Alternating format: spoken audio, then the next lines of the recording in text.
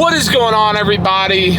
It's your boy John, and welcome back to Gearbox. So today we're talking about a topic that I struggled with significantly when dealing with the Mk5 Supra, and that is exhaust. And not just exhaust in general, but a couple things you have to keep in mind for this platform in particular that will be a couple gotchas or curveballs when it comes to modifying the exhaust on this car.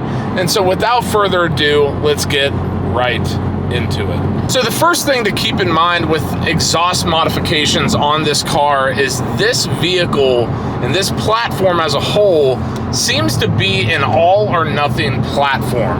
And what I mean by that is you can't just buy like a muffler delete, or you can't just buy a mid pipe or something like that. Really what you're looking at is either a downpipe replacement or a full catback exhaust. That is it. Comparing that to the WRX, you have a downpipe mod, you have a J-pipe mod, you have a muffler delete, you have this, you have that. With this car, you do not really have that option.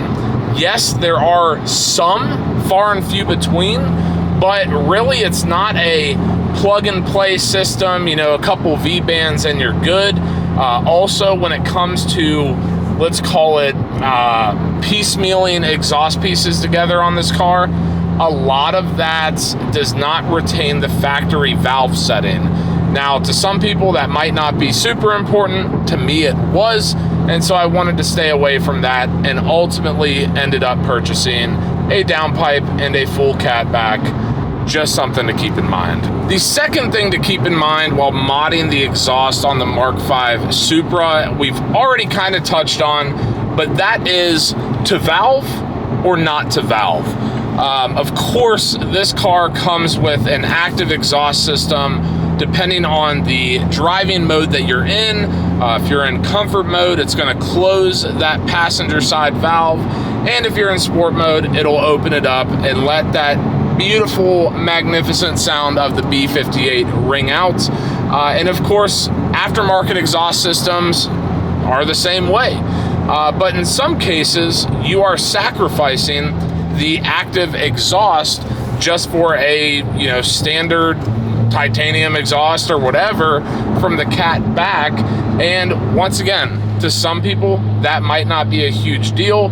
You could blow your eardrums out every single time you drive it and not give two about if you have a valve or not.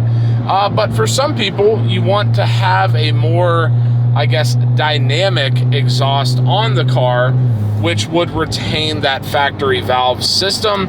In my personal opinion, I'm super glad that I splurged to retain the valve. Not that I'm going to use it all the time, but in the times that I have used it, it's been unbelievably awesome and much needed. So once again, something to keep in mind. Do you want to keep the valve or do you not want to keep the valve? And another thing to add on the conversation of valve or not valved exhaust is price difference. Of course, with the added technology and whatever, keeping that valve is going to be more expensive. So if you want to keep it, budget for it, and if not, go for it. Knock yourself out. It's your car. You can do what you want. But also just something to keep in mind when it comes to budgeting for these aftermarket parts. For the third entry on this list, we're kind of building off of the previous two things to keep in mind that have been mentioned. But number 3 is going to be single exit versus dual exit.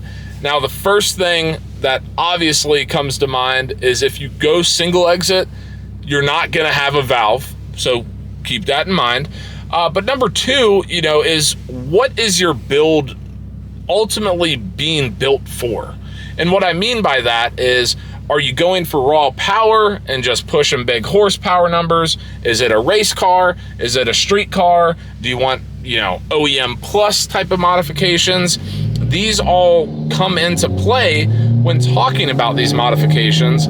I personally opted for the MagnaFlow X-Mod exhaust, which is a dual-tipped option, I went with the carbon fiber tips, and really, if you haven't learned by now, whenever I'm modding cars, trucks, whatever, I really like the idea of an OEM plus build. Now, part of that is because I don't go to the track. I don't have any crazy aspirations for anything other than driving a cool, unique car. But I don't like to go super crazy wild either, just for the sake of standing out and, I don't know, being an attention whore, I guess, for lack of a better term. But once again, single exit versus dual exit exhaust is going to be another decision you'll have to make when it comes to the aftermarket exhaust game. For the fourth entry on this list, we're going to talk about a very important thing to keep in mind, and that is tuning. So, of course, in a lot of situations, tuning after an exhaust is kind of a suggestion, but not required. You know, there are going to be some people out there that'll fight this to the end of time, but, you know, it's not really required for some exhaust. For other exhaust, it 1000% is. Now, I am going to go ahead and give you a public service announcement and say, just go get your car tuned after installing an exhaust, and that'll solve all of these problems for you. But if you don't want to do that for one reason or another, it's expensive. I know maybe that's the main reason. Just keep that in mind. When you're looking at exhaust, you really have to determine, and a lot of this really comes into play when we're talking downpipes, not necessarily catback exhaust, although it does apply to some extent. But just keep that in mind. You know, you might be spending $2,000 on an exhaust, but you will also have to spend an additional $800 to $1,000 to get your shit tuned just to make sure your car runs right.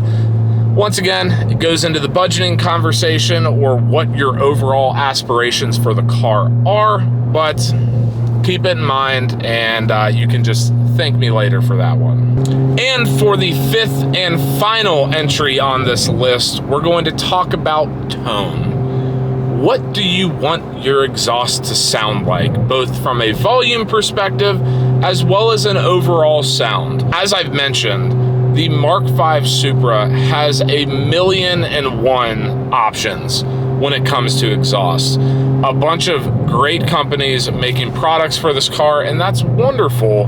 But with that, almost gets to a point of paralysis by analysis based on the tone you want. Do you want the valves? Do you want single exit? You know, what all is going into your decision? But in my opinion, tone should be the number one thing that you're keeping in mind while doing this modification, because if you hate it and it's too loud or it doesn't sound good or whatever, you're kind of stuck with it. These are not cheap parts to put on your car, so please make sure you do your research, make sure it's the sound you want, make sure it's not droney as shit.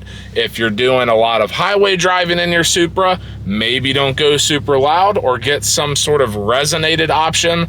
There's all the options in the world for you to choose from. Just make sure you choose wisely. Now, guys, that is going to wrap up another episode of Gearbox. I hope you liked it. If there's anything I missed in this list, comment down below. If you like this video, please give it a big fat thumbs up. And as always, guys, hit subscribe, hit the notification bell. You know the drill. And until next time, peace.